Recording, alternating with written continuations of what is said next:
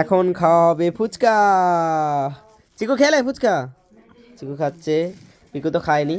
এই যে ফুচকা, এই যে আলু মাখা মানে আলু মলা, তার সঙ্গে যে টক জল।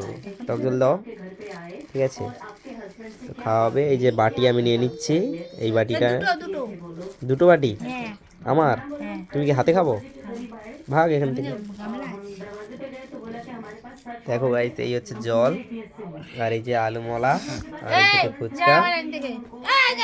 আয় চিকু সরো, আয় চিকু, এই ফুচকাগুলো খেলে, ফুচকাগুলো খেলে, ফুচকাগুলো খেলে, ওগুলো খেলে। এই দেখো ফুচকা সঙ্গে সঙ্গে খাওয়া শুরু। আমাকে দাও। আমি টেস্ট করলাম, টেস্ট করলাম বলে একটা ঝেপে দিল। হ্যাঁ দেখলাম ঠিকঠাক আছে, তার কেন আছে বাবা, নাকি তারপর তোমাকে দেবো। ওটা একটা মাইনাস।